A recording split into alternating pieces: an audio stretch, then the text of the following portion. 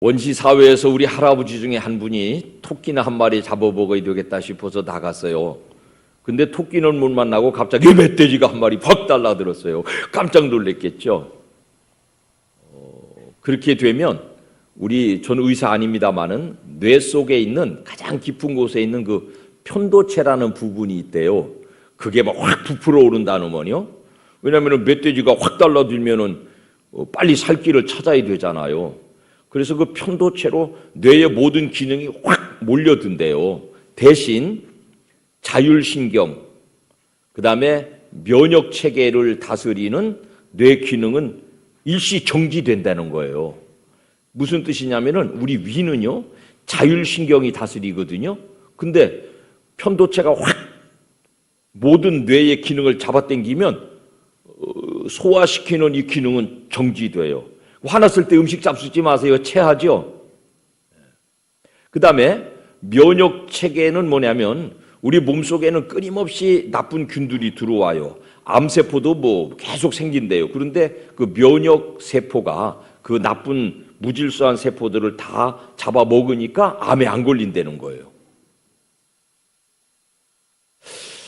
그런데 중요한 것은 원시시대의 우리 할아버지들은 그런 상황이 길어야 5분이면 끝나요. 왜냐하면 산돼지가 확 따들 깜짝 놀라지만은 내가 찔러 죽이든가 아니면 산돼지한테 쳐맞춰 죽든가 아니면 나무 하나 있어도 우르르 나무 위로 도망가서 피하든가 5분 이내로 끝나요. 그 상황이. 그러니까 편도체가 이렇게 확 부어올라도 또는 자율신경이나 또는 면역체계가 잠시 무너져도 5분 동안에는 뭐 별로 큰일이 안 생기니까 금방 회복이 된다는 거예요. 근데 있잖아요. 오늘날 대한민국을 살아가는 우리 모든 백성들, 국민들은요.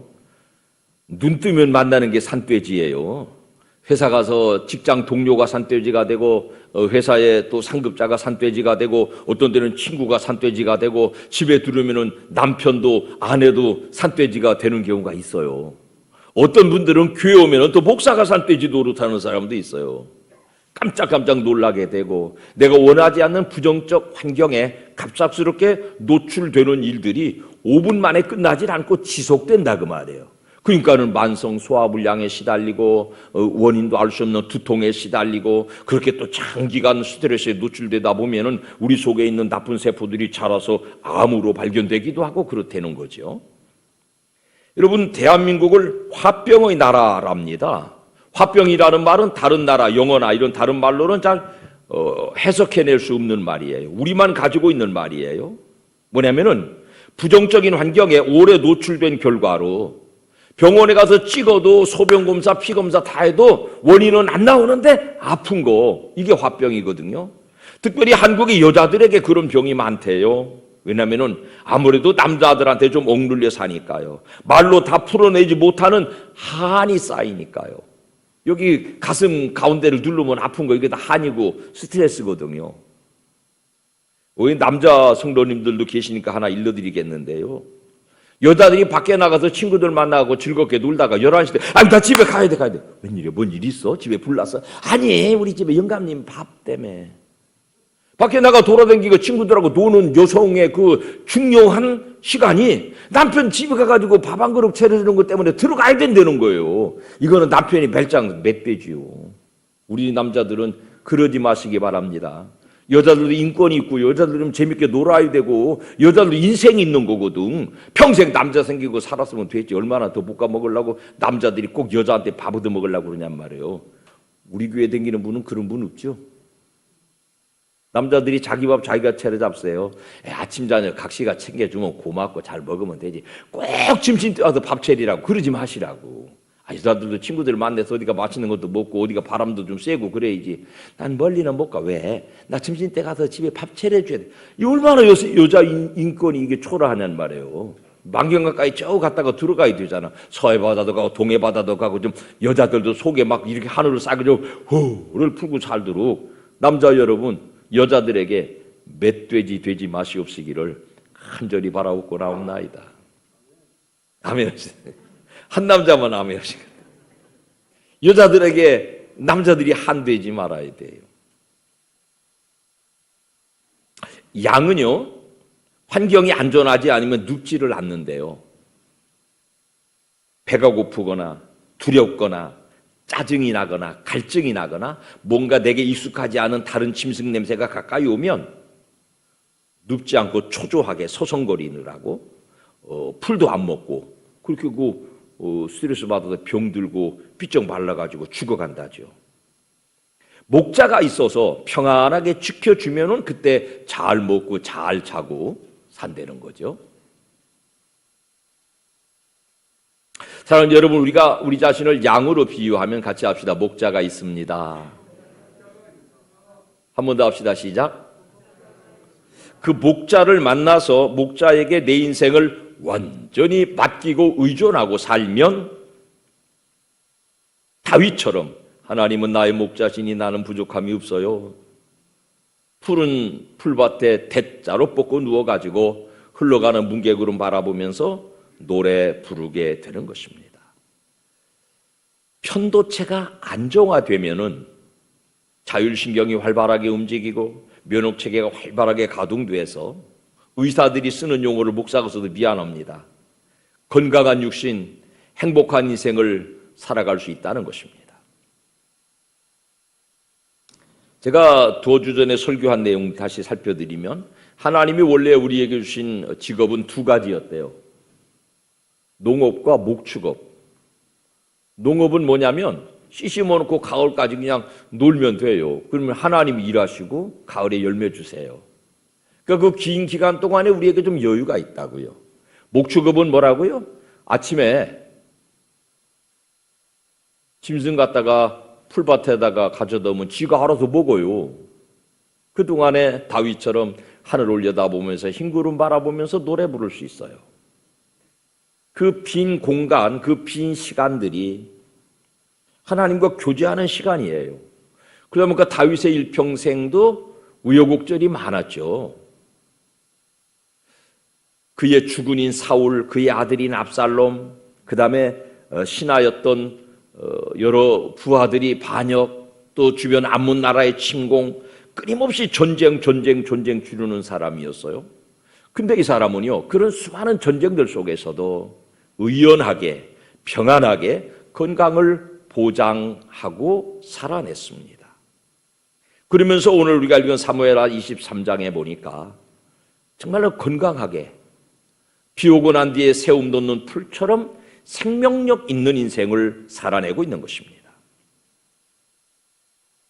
아무리 어렵고 힘든 환경에 빠진 사람도 의지할 단 한 사람만 확실하다면 우울증에 걸리거나 낙심좌절하거나 인생을 포기하지 않는다지요.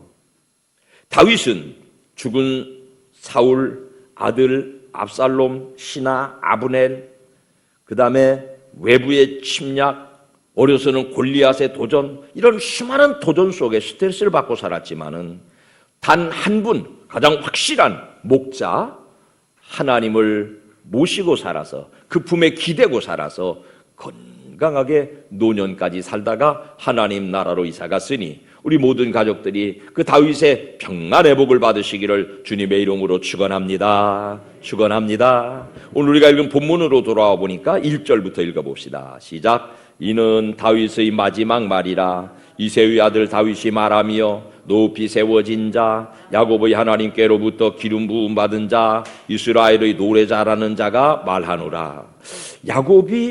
다윗의 노년의 그를 설명하는 말이 높이 세워진 자, 기름 부음을 받은 자, 노래 잘하는 자로 하나님이 자신을 축복하셨음을 고백하고 있습니다.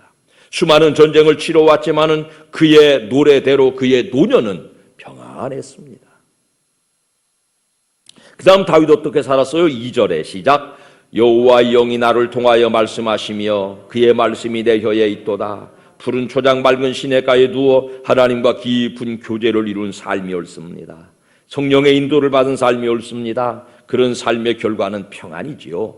아플 데가 없어요. 이런 분들은 등다sup고 배부르고 마음 편하면 병이 왔다가도 도망가는 법이거든요. 우리가 그런 환경을 못 누리고 사니까 뼈바닥 건조골 소장육부가 자꾸 약해지고 병원에 가도 원인도 알 수 없는 질병들 때문에 고통을 당하게 되는 것입니다. 그런 평안을 누린 다윗의 삶은 4절에 시작. 그는 돋는 해의 아침빛 같고 구름 없는 아침 같고 비 내린 후에 광선으로 땅에서 움이 돋는 새풀 같으니라 하시도다. 여러분, 이게 늙어 죽을 때 모습인데요, 강한 생명력, 청명한 하늘 아래 세움 돋는 기상으로 건강하게 살았답니다.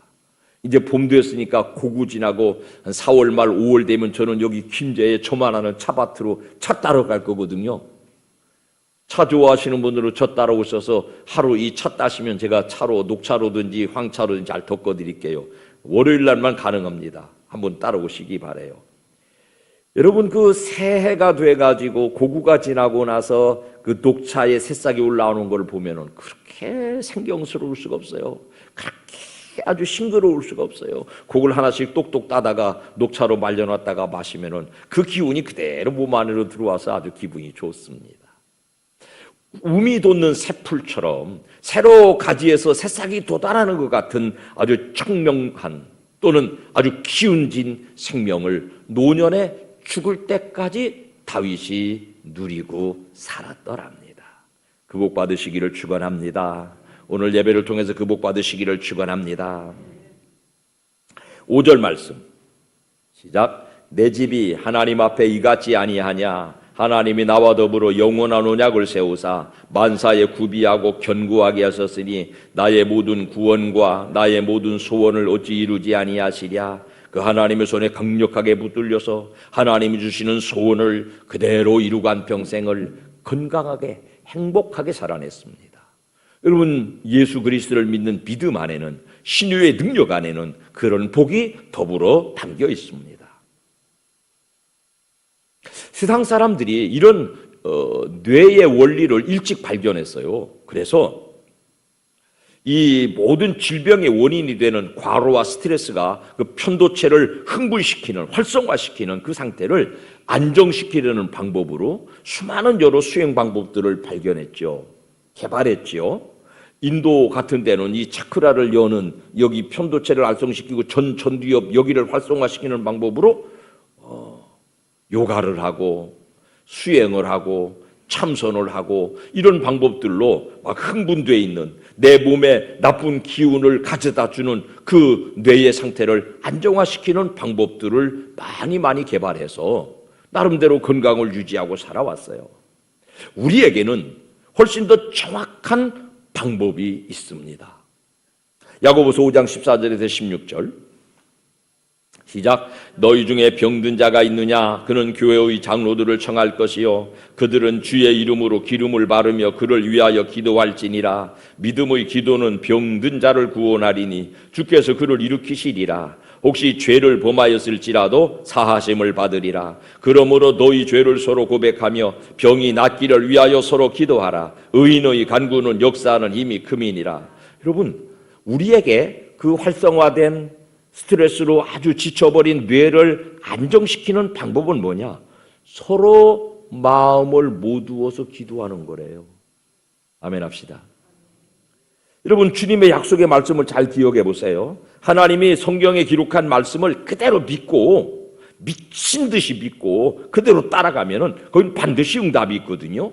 마태복음 18장 19절에서 20절 시작. 너희 중에 두 사람이 땅에서 합심하여 무엇이든지 구하면 하늘에 계신 내 아버지께서 그들을 위하여 이루게 하시리라. 두세 사람이 내 이름으로 모인 곳에는 나도 그들 중에 있느니라.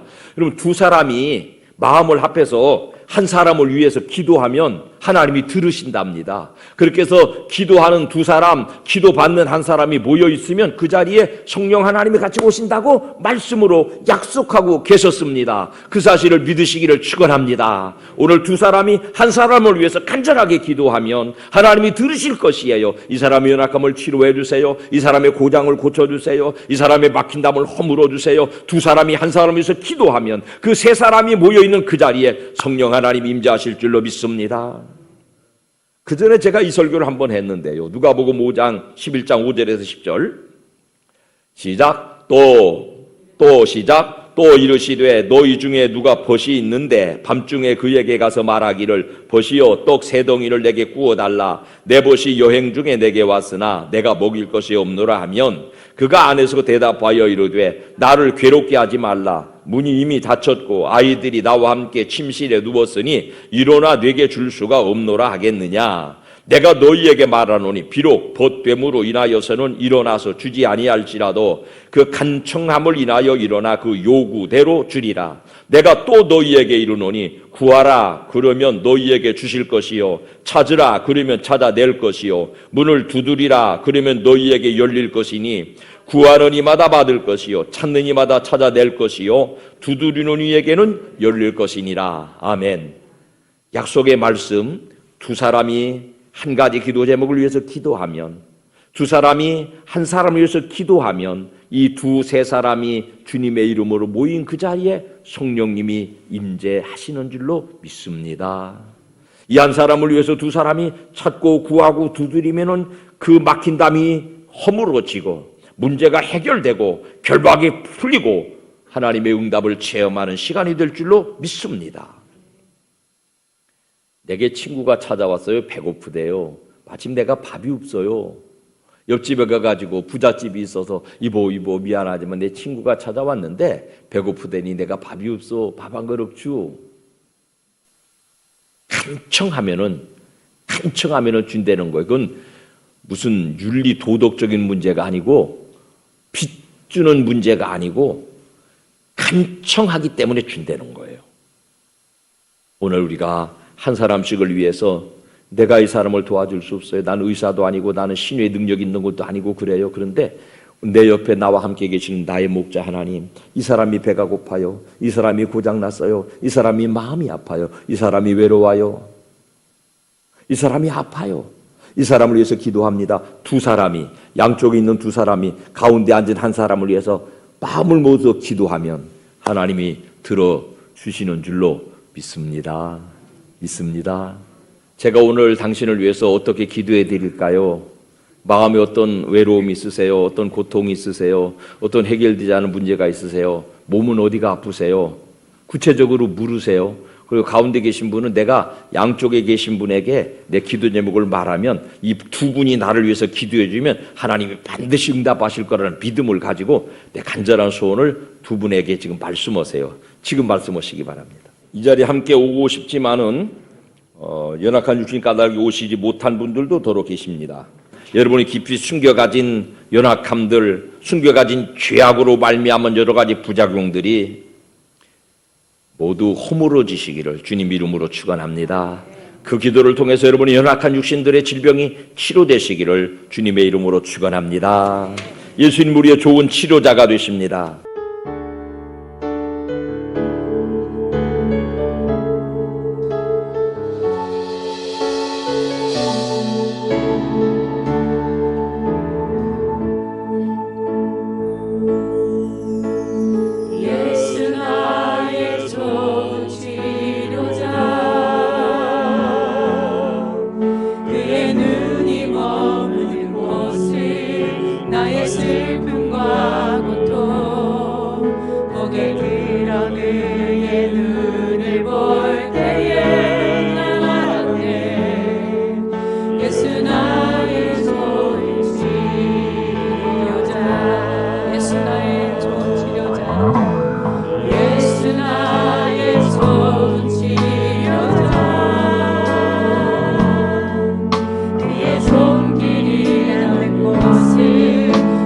상처와 아픔 영원히